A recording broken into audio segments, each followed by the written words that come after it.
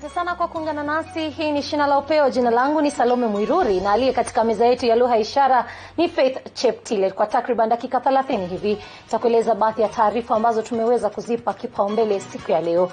Mkuu wa utumishi wa umma Joseph Kinyua ametoa utaratibu utakaofuatwa kuanzia leo hadi siku atakapozikwa Mzee Moi. Ni rasmi mazishi ya mwenda zake hayati Rais wa pili Daniel Toroitich Arap Moi yatafanyika siku ya Jumanne wiki ijayo. The former president will be accorded a state funeral with full civilian and military ceremonial honors. 3. The public viewing at Parliament buildings will be done on Saturday, Sunday, and Monday between 8 a.m. to 5 p.m.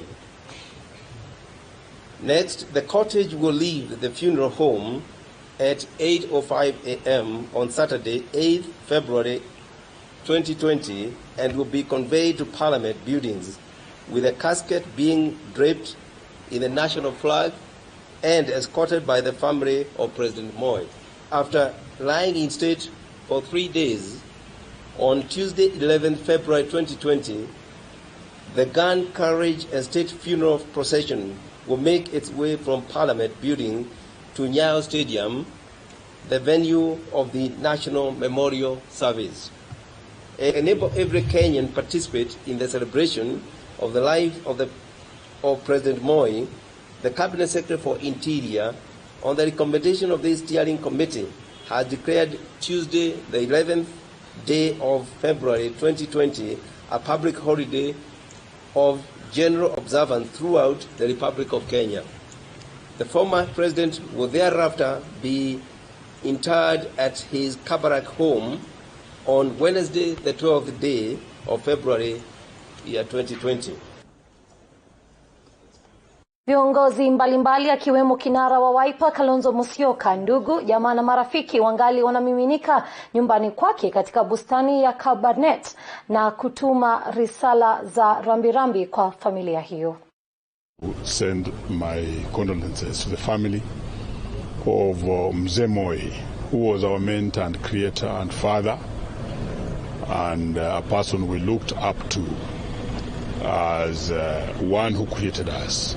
When Moi came to power in 1978, I was in class 6, and I was a beneficiary of the milk that is served in schools. Many Kenyans today imagine that the school milk program was a joke, and they laugh about it whenever you pronounce it. But I'm advantaged to also be the national chairman of the teachers. So with the family, the relatives, the friends, and all Kenyans, upon the demise, I call it really resting of Mzee Moi, God had given him a good age and a strong body.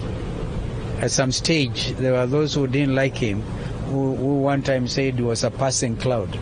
Now that cloud never passed, all right, and very strong, very strong. And so we had occasion to work with him. He has mentored a lot of us.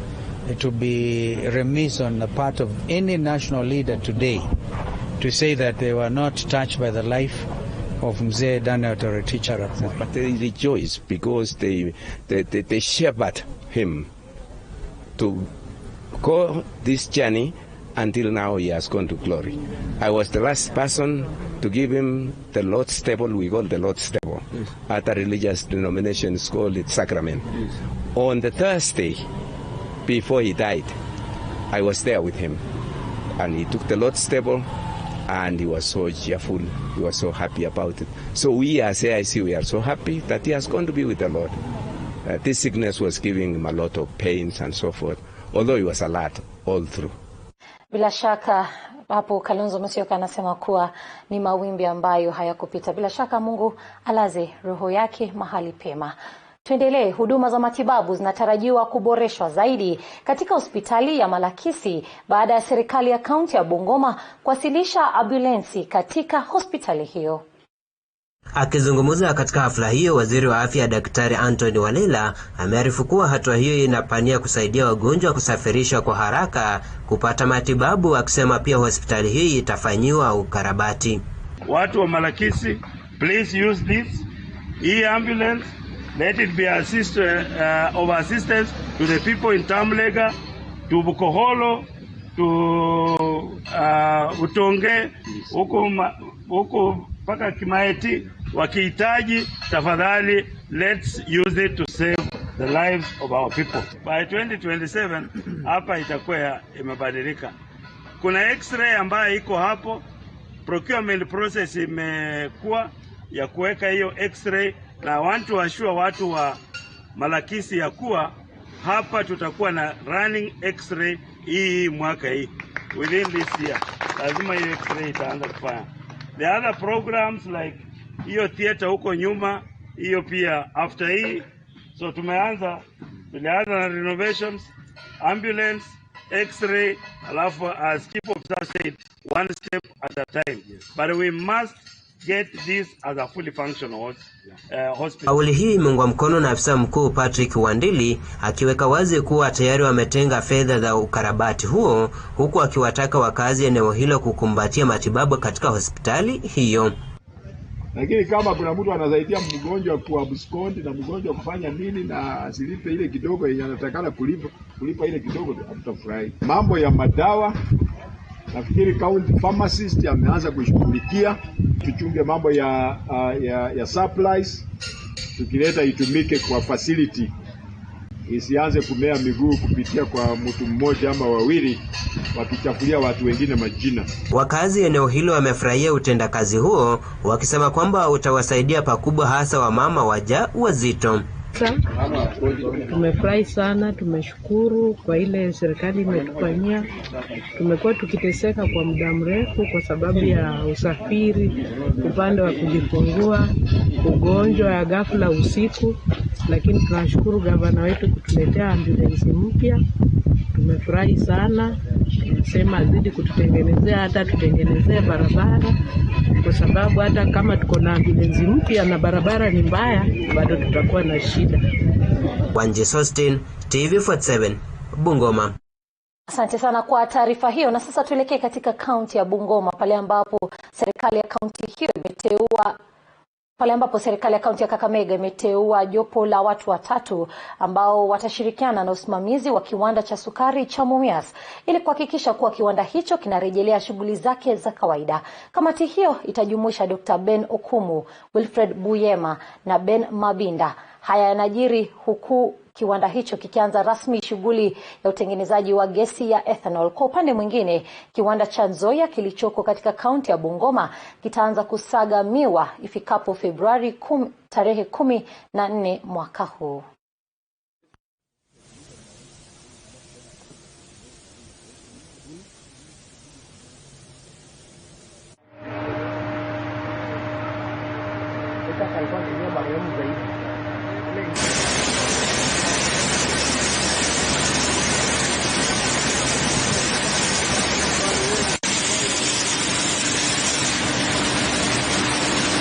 We started fermentation on Saturday night. Power was connected on Friday. Within 24 hours, which very clearly shows that we mean what we say. We don't just promise. When we promise something, we have something in our mind. Now, very soon you will see that sugar production will come out. This is our first step in our journey of reviving Mumias Sugar Company. Today, we have officially started the operation, the production of ethanol, and in 2 months we shall be also starting crushing of cane in this particular factory to produce sugar.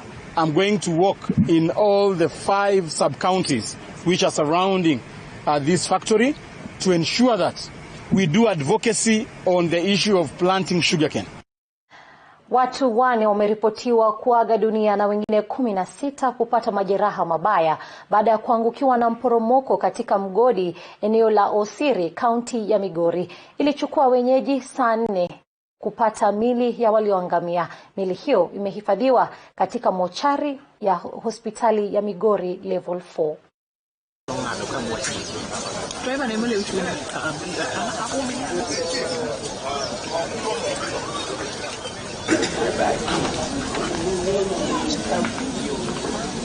Around 20 people were right inside the shaft during the time the accident took place.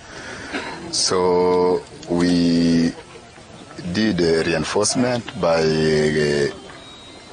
giving room to rescue team, which went down and they did the much they could.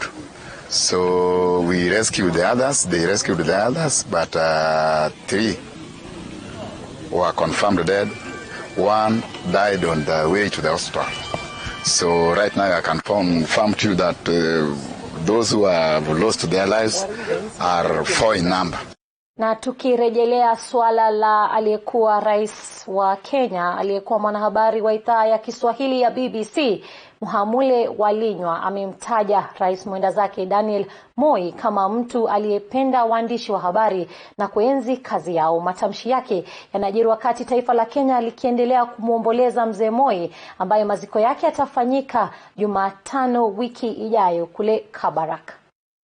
Akiongea na runinga ya TV47 maskani mwake mjini Bungoma, mwanahabari Walinywa Muhamule anatueleza kuwa rais mstaafu mwenda zake Daniel Arap Moi siku zote alikuwa anaheshimu vyombo vya habari, kwani aliamini kuwa ni njia mojawapo pekee taifa lingetambua kuwa yeye ndiye rais wa taifa. Moi alikuwa na uhusiano mzuri na waandishi wa habari. Moi alielewa kwamba bila kupasa maneno watu wajue ungetawala, kwamba kutawala watu lazima watu wajue ni nini kinafanyika. So alikuwa na uhusiano mzuri, na ukumbuke hata vio kama Kenya Institute of Mass Communication silistawishwa wakati wa Moi, na zikakuwa mashule kubwa, zikakuwa msingi kubwa wa kufunza waandishi wa habari. Na hivi leo najua kuna vio vingi vya kufunza waandishi wa habari, vingine ambao ni kidogo kidogo huko mashinani, lakini yeye wakati wake alionelea elimu ni kitu cha maana, na hata ile elimu ya waandishi wa habari alikuwa anaunga mkono sana. Je, unafikiri ni vipi na mbona Moi alitawala katika matangazo ya taarifa enzi zake?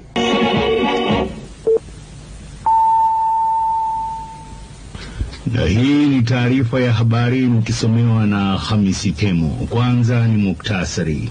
Rais Daniel Arap Moi leo katika Kutokana na kibwagizo hiki cha taarifa za zile enzi, Walinywa anatueleza kuwa Moi alilazimika kuamrisha vyombo vya habari kumutaja kila taarifa isomwapo na viongozi waliomzingira. Habari ni kitu cha maana. Nakumbuka tukiwa wachanga mambo ilitokea, tukiwa wachanga katika habari newsroom ya KBC then, kwamba watu wakaenda wakamwambia kwa nini Amin tu ambaye pindua serikali ana habari yake ikisomwa inasoma kwanza na nyinyi mnasoma nyuma. Wakati ule Kenya ilikuwa inaenda mwenendo wa Britain, style ya British way of running news. News is proximity and what is important.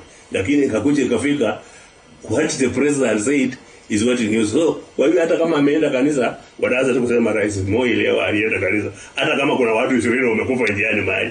Lakini hiyo ilikuwa wakati ule, na hiyo inaashiria kwamba Moi aliheshimu kwamba waandishi wa habari ni watu wa heshima. Wanahabari wa siku ya leo wakiwa wamekumbana na visa vya unyanyasaji, dhuluma na kutishiwa maisha, Walinywa anatueleza kuwa katika uongozi wake Moi visa hivyo vilikuwa vichache mno. Visa vilikuwa vichache, watu wengine walivurukwa kwa kuandika habari ambao watu wake wandani wake hawakupendelea. Na nakumbuka mwandishi wa habari Macharia Kaitho siku moja alienda ku investigate poverty katika Baringo na hapa mahali West Pokot na akapigwa sana. Hiyo ni visa vichache, lakini kwa kusema kweli Moi alikuwa mtu wa kuheshimu sheria ambazo ziliwekwa duniani na mambo ya kusimamia habari kwa njia ya heshima. Si kama serikali zingine kama Uganda, kama ungeripoti wakati wa Amin, wanasema hata kukupigia bunduki ni kumaliza pesa, wanakutupa tu kwa moto ili kurokota zikukule. Wanje Sostin, TV47, Bungoma. Mwisho wa taarifa hii ya habari. Rafiki mmoja mkuu wa mwenda zake Moi, Dr. Washington Ndege, ambaye ni mhubiri wa kanisa la Power of Jesus Around the World, amedokeza kuwa Rais Moi alikuwa mtu mkarimu aliyependa amani. Urafiki wake na Moi ulimpelekea Askofu Ndege kupata fursa ya kumleta katika kanisa lake kama mgeni rasmi alilolifungua mwaka wa 2001. Mzee Ogundi Randa vile ni mmoja pia ya watu waliowahi kutangamana naye mzee Moi. Anasema kuwa Moi alikuwa mtu wa watu, huku akisisitiza kuwa wanaosema Moi alikuwa mbaya ni kutokana na jaribio la kumng'oa mamlakani ndio lililopelekea yeye kubadilisha uongozi wake. Huko taifa likiendelea kuomboleza kifo cha hayati mzee Daniel Toroitich arap Moi, kaunti ya Kisumu ni moja kati ya maeneo aliyozuru hayati Moi akiwa uongozini. Askofu mkuu wa kanisa la Power of Jesus Around the World, Daktari Washington Ndege, anatuelezea kuhusu rafiki wake na mzee Moi. Moi was a great friend of mine, starting from way back 1978 when he took over the leadership of our president of Kenya, and we have been associated very closely. In 1994, after the death of Jaramogi Oginga Odinga, our community rebelled against the government. But God used me to start church and state. And by then, we began talking to our leaders. We went directly to talk with our beloved leader of the official opposition, Raila Amolo Odinga, and other leaders in our region. And God spoke to them, and they agreed to work together with the president. And through that, it has really made a lot of changes in our Nyanza province and in Kenya. Askofu Ndege anadokeza kuwa Rais Moi alikuwa mtu mkarimu aliyependa amani, hali kadhalika watu wote. Moi was a very generous man, and was a peaceful man, and was a man who really will well for Kenyans. He was just want to really do good things for Kenyan people. And that was his motto. This is why when he took over the leadership, he said, peace, love, and unity. Yeah, we love him. When he took over the leadership, Luo people love him so much. This is why they named him the son of Odongo. But when he was going on, because of misunderstanding of politicians, it really didn't go well anyway. But he did. We cannot say that he didn't do anything. Ni urafiki wake na Moi ambapo Askofu Ndege alipata nafasi ya kumleta kwenye kanisa lake alilofungua rasmi mwaka wa 2001. We have a good relationship with President Moi. And not only that, President Moi came officially and he opened our church here in Kisumu, February the 27th, 2001. It was a colorful ceremony which was attended by many leaders from all over the world. Mzee Odungiranda pia ni mmoja kati ya waliowahi kutangamana na hayati Rais Moi, huku akituchorea taswira kamili ya uongozi wake. 1958, when Jaramogi Oginga Odinga was the chairman of AEMO. AEMO means Africa Elected Members of Parliament. There were only 8 in that parliament. African only. It was when Jaramogi invited to have a meeting in Kisumu here. It is when I knew Moi. Even Jaramogi gave him a name of Tigangutebor. The long giraffe, the neck, Tigangutebor rather. Tigangutebor means a long-necked giraffe. Anasema Moi alikuwa mtu wa watu, huku akisema wanaosema Moi alikuwa mbaya ni kutokana tu na jaribio la kumng'oa mamlakani ndipo alipobadilisha uongozi wake. When Moi took over the leadership of this country, he was very, very humble. Very, very humble. But there was an attempted coup which made Moi to be turned against each and everybody in the country. That is why we come to believe he was a dictator. Some people are saying he was a dictator, but Moi, he ruled this country with an iron hand, which was not acceptable. He made sure those who were frustrating our community were his friends. Wasia wa wazee hao kwa wanasiasa wa sasa ni kuwa ni vyema wawe na moyo wa kuunganisha Wakenya wote kwa pamoja. I'm pleading politicians to work together, and even this time of BBI, if possible, lead us to leave the ambitions and let us work together and pray for peace to prevail. And I thank Raila Odinga and Uhuru Kenyatta for their handshake, which made Kenya to be peaceful. Wenyeji wa ukanda huu wa Nyanza wanaendelea kutoa risala zao za rambirambi kwa rais mwenda zake, Rais Daniel Toroitich arap Moi, na vilevile nyuma yangu ni moja kati ya jengo aliwekeza msingi mwaka 2001 kabla kustaafu kwake. Vilevile wenyeji wa hapa walimpenda zaidi na walimuita Ward Odongo, kumaanisha mtoto wa mchanga. Daniel Dembede, TV47, kaunti ya Kisumu. Bila shaka wengi watamkumbuka mzee Moi kwa njia mbalimbali. Na sasa tumefika wakati wa mapumziko, tarejea na taarifa zingine. Kwa hivyo tafadhali usibanduke.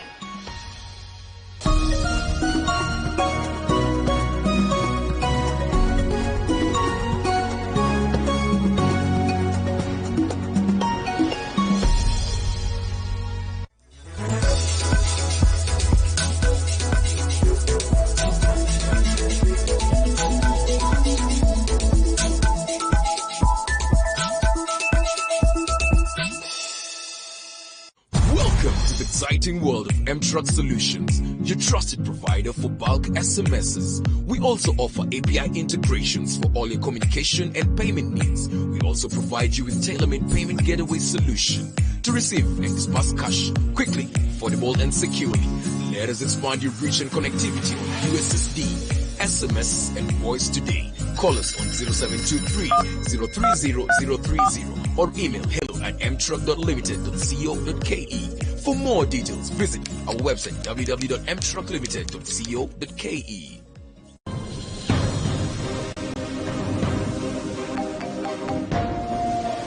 Hapa Kisumu wenyeji usema warwa kidala, maana yake tunakukaribisha nyumbani. Hapa kaunti 042 nitakupakulia taarifa, mahojiano na habari zenye usawa na ufasaha. Mimi upande yangu, mimi ni mtu wa bodaboda. Kuna kazi.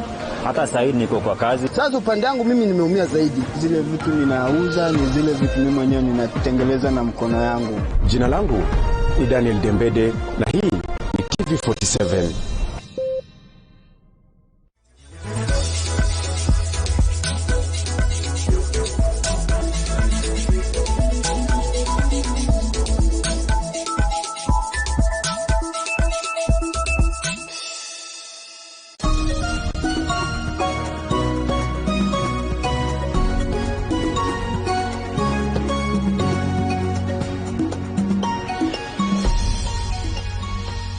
Asante sana kwa kuchagua Shina La Upeo, na tuendelee na taarifa pale ambapo Rais Uhuru Kenyatta amefanya hotuba kwenye kikao cha kujadili masuala ya uongozi maarufu kama Atlantic Council na kuuza sera ya BBI ambayo ameitaja kuwa kupitia BBI mlango wa demokrasia mbadala utafikiwa, ikiwa ni demokrasia itakayojumuisha kila Mkenya. Baadaye hii leo Rais Kenyatta anatarajiwa kuwa mgeni wa Rais wa Marekani Donald Trump kwenye ikulu ya White House.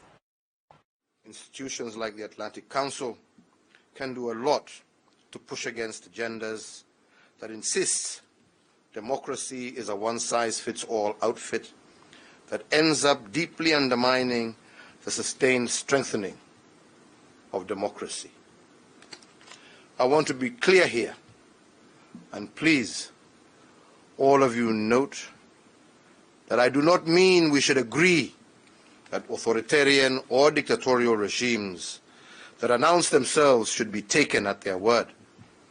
The point is that we must give countries the room to engineer new approaches that support and extend democracy in line with their respective realities. It requires being more nuanced in how we make judgments about politics and the resulting interventions that countries like the United States should undertake. In Kenya, for example, political, social, and governance engineering is what we are embarking on in Kenya with our Building Bridges initiative. I will discuss it more at the National Prayer Breakfast Luncheon later this afternoon.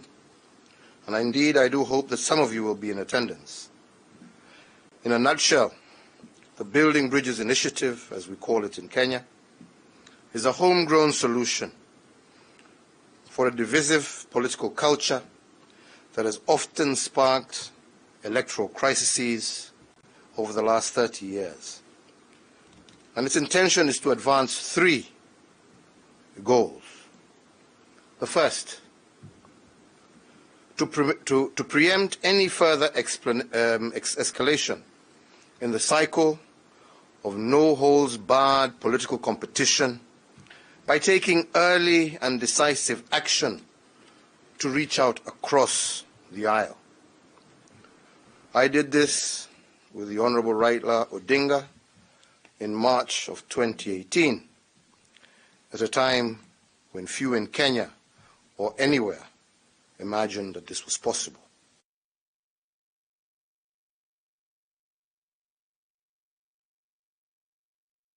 Kumbuka tunayo kampeni ambayo tunaifanya hapa TV47 tarehe 14 Februari mwezi huu. Tutaweza kupeleka baadhi ya washindi ambao wataweza kushinda katika baadhi ya maswali ama challenge ambayo tunaiweka siku ya leo. Wataweza kupata nafasi ya kwenda kula pale Villa Rosa Kempinski. Na swali la leo mnajua ni swali ambalo limeandikwa kwa lugha ya Kimombo pale katika Twitter handle zetu, na swali ni which artist did Tony Mwirigi host on Bomba la Sanaa during the weekend campus tour? The question, na swali ni which artist did Tony Mwirigi host on Bomba la Sanaa during the weekend campus tour? Unaweza jibu swali hilo kama unajua ni msanii mgani ambaye aliweza kushiriki katika siku hiyo ya campus tour ambayo ilikuwa pale Zitek. Tutumie jibu lako katika mitandao ya kijamii. Tufuate katika Instagram, tufuate katika Facebook na katika Twitter. Kumbuka yule ambaye ataweza kupata jibu hilo sahihi ataweza kupata nafasi ya kuenda pale Villa Rosa Kempinski na rafiki yake, mpenzi wake, ama yule mtu ambaye anataka kushiriki naye katika siku hiyo ya Valentines. Asante sana kwa kuchagua Shina La Upeo. Jina langu ni Salome Mwiruri na aliyekuwa katika meza yetu ya lugha ya ishara ni Faith Cheptile.